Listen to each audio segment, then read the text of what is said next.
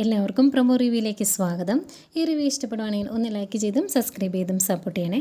അപ്പോൾ ഈ കാണുന്നതാണ് നന്ദു, ഇന്ദീവരത്തിലെ എല്ലാവരുടെയും മാനസപുത്രൻ. ഈ കുട്ടിയെ ഗൗതം ദത്തെടുക്കുന്നതാണ്. ദത്തെടുക്കുന്ന ആവശ്യത്തിന് വേണ്ടിയായിരുന്നു ഗൗതം പിങ്കിയെ വിവാഹം കഴിച്ചത്. ഈ ദത്തെടുത്തു എന്ന് പറഞ്ഞാലും ഈ കുട്ടി ഗൗതത്തിൻ്റെയും നന്ദയുടെയും കുട്ടി തന്നെയാണ്. പിങ്കിയിൽ സരോഗസിയിലൂടെ ഉണ്ടായ ആ കുട്ടിയിലെ ആ കുട്ടി തന്നെയാണ്. അന്ന് ആക്സിഡൻറ്റ് നടന്നപ്പം നന്ദിയിൽ നിന്ന് തെറിച്ചു പോയതാണ്, കാട്ടിലേക്ക് പോയി വീണതായിരുന്നു അച്ചുമോനെ അവിടെയുള്ള കുറച്ച് ആളുടെ കൈ കിട്ടുകയും അവർ അവിടെയുള്ള ഒരു അനാഥാലയത്തിൽ ഏൽപ്പിക്കുകയും ചെയ്തു. അവിടെ നിന്ന് അച്ചുമോനാണ് എന്നറിയാതെ പിന്നീട് ഗൗതം ദത്തെടുക്കുകയും അവനെ നന്ദു എന്ന് വിളിക്കുകയും ചെയ്തതാണ്. ഏതായാലും ഇന്ദീവരത്തിലെ എല്ലാവരുടെയും പൊന്നോമനയാണ്. അവന് കാലിന് സുഖമില്ലാതെ ഇരിക്കുമായതുകൊണ്ട് ആ കാര്യങ്ങളും എല്ലാം നോക്കുന്നത് പിങ്കിയാണ്. കാലിന് വേദന വരുമ്പം ഹോട്ട് ബാഗ് വെച്ച് ചൂട് വെച്ച് കൊടുക്കുകയൊക്കെ ചെയ്യുന്നുണ്ട്. അങ്ങനെ നന്ദുവിൻ്റെ എല്ലാ കാര്യങ്ങളും ചെയ്യുന്നത് പിങ്കി ആയതുകൊണ്ട് പിങ്കിയോട് ഒരു റെസ്പെക്റ്റൊക്കെ ഉണ്ട് ഗൗതത്തിന്. പക്ഷേ ഇപ്പോഴും ഭാര്യയായിട്ട് അംഗീകരിച്ചിട്ടില്ല. അതിൻ്റെ ഒരു വിഷമമുണ്ട് പിങ്കിക്ക്. പിന്നെ ഈ കാണുന്നതാണ് ഗൗരി, നന്ദയുടെ കുഞ്ഞ്. നന്ദയെപ്പോലെ തന്നെയാണ്. ഒരു കാര്യം വേണം എന്ന് പറഞ്ഞാൽ, ഒരു കാര്യം ഇന്നതാണ് എന്ന് പറഞ്ഞാൽ ആ രീതിയിൽ തന്നെ മുന്നോട്ട് പോകണം എന്ന് വാശി പിടിക്കുന്ന ഒരു കുട്ടിക്കുറുമ്പി.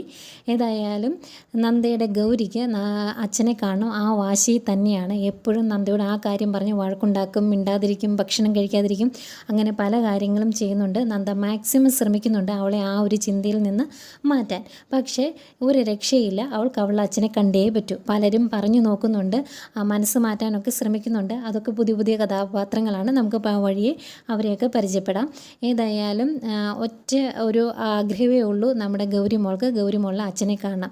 ലാസ്റ്റ് സഹിയായിട്ട് നന്ദ പറയുന്നുണ്ട്, എടി ഇവിടെയല്ല നിൻ്റെ അച്ഛൻ ശാന്തിപുരത്തേക്ക് വന്നാലല്ലേ നിനക്ക് കാണാൻ പറ്റുള്ളൂ, നിൻ്റെ അച്ഛൻ ഇവിടെയല്ല, അതെങ്കിലും നീ ഒന്ന് മനസ്സിലാക്കുക എന്ന് പറഞ്ഞ് പല എക്സ്ക്യൂസും മോളോട് പറയുന്നുണ്ട്. പക്ഷേ മോള് സമ്മതിച്ചു കൊടുക്കുന്നില്ല. ഏതായാലും ഗൗരിമോളുടെ സ്കൂളിൽ സ്പോർട്സ് മീറ്റ് സ്റ്റാർട്ട് ചെയ്യുകയും അങ്ങോട്ടേക്ക് നന്ദുമോൻ വരികയും ചെയ്യാണ്. ഏതായാലും കറങ്ങി തിരിഞ്ഞ് ഈ നന്ദുമോൻ തന്നെ ഗൗരിയുടെ ബെസ്റ്റ് ഫ്രണ്ടായിട്ട് വരുവാണ്. അവരെപ്പോഴും ഒരുമിച്ചാണ്.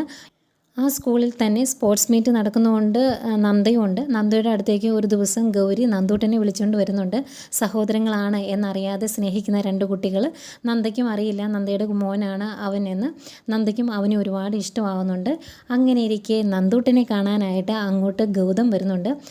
3 ദിവസമാണ് സ്പോർട്സ് മീറ്റ് അവിടെ നടക്കുന്നത്. അത്രയും ദിവസം മോനെ കാണാതിരിക്കാൻ പറ്റാത്തതുകൊണ്ടാണ് ഗൗതം അങ്ങോട്ട് വരുന്നത്, മോനെ ഒന്ന് കാണാൻ വേണ്ടി.